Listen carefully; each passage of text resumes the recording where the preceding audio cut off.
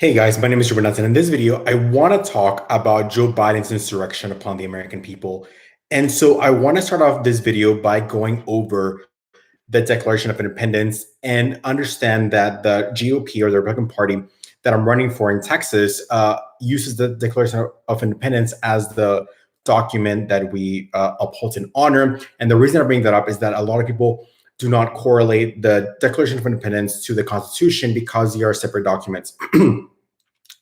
But with that said, I want to go over by just over the principles of the Declaration of Independence, specifically when it pertains to what it means to have an insurrection, or when the government really is the insurrectionist. And in reality, there's no constitutional protection for the government, which is a narrative that we've kept hearing over and over and over again as it pertains to January. So, open quotation. We hold these truths to be self-evident, that all men created equal, that are endowed by the Creator with certain inalienable rights, amongst that life, liberty, and the pursuit of happiness, that to secure these rights, governments are instituted among men, deriving their powers from the consent of the governed, that whenever any form of government becomes destructive to these ends, it is the right of the people to alter or abolish it and to institute a new government,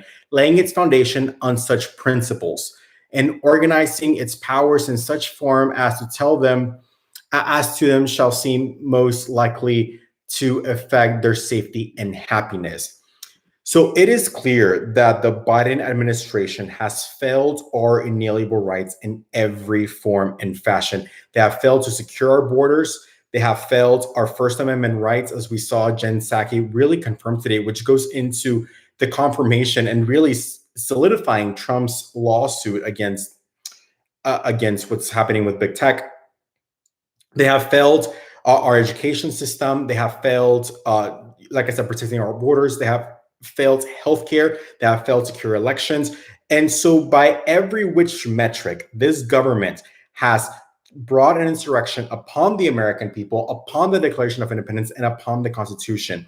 And according to the Declaration of Independence, it is up to the people to alter or abolish it accordingly. And oftentimes, especially since January, you see a lot of the psychobabble coming from the left trying to conflate the events of the Capitol to an insurrection. In reality, so now I'm going to go over another portion of the Constitution because it is a false narrative that what happened in January was an insurrection on so many accounts. But I want to go over the most consequential account because this section of the Constitution is often cited to say that a lot of the congressmen that brought up the concerns in January are unable to serve. They usually bring up this section. You see it all over Twitter. And it basically is Section 3, no person shall be a senator or representative in Congress or elector of president and vice president or holds any office, civil or military, under the United States or any state who, having had previously taken an oath as a member of Congress or as an officer of the United States or member of the legislature, shall have engaged in an insurrection or rebellion against the same. Against the same being the Constitution or the Declaration of Independence, not the government. There is nothing in these documents that protects the government from anything. And quite frankly, it is up to the government to justify and to explain to us day in and day out why they shouldn't be overthrown day after day. And I'm not saying that to incite violence or to do anything violent, but the fact that it is clear that our government has failed its duty to secure our inalienable rights as stated in the Declaration of Independence, as stated in the Constitution, as it is evident they have failed to secure our First Amendment rights, to secure our borders, to secure our health, to secure our homeland security, to secure the government.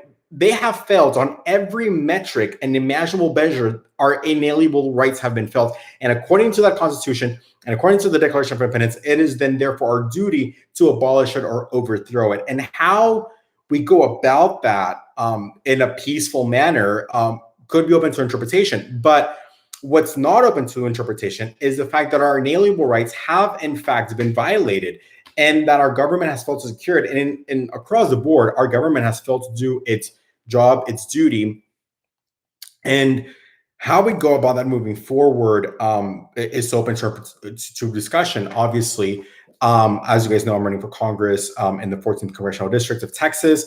Uh, it's really the statements that Jen Psaki said today are really concerning for so many reasons, for so many accounts. One being that how do you, especially the statement where she said that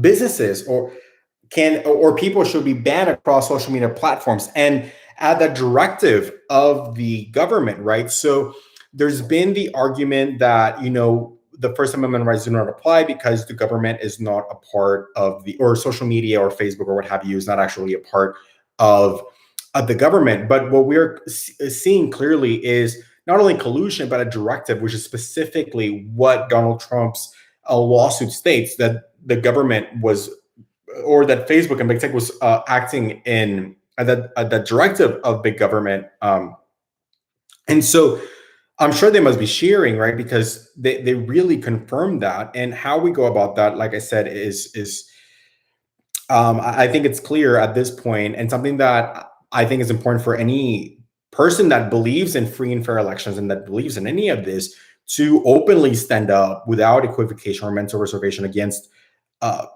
all of the histrionic psychobabble that we hear on social media, and stand up to protect your inalienable rights. I mean, you can vote your way into socialism, but you have to shoot your way out of it.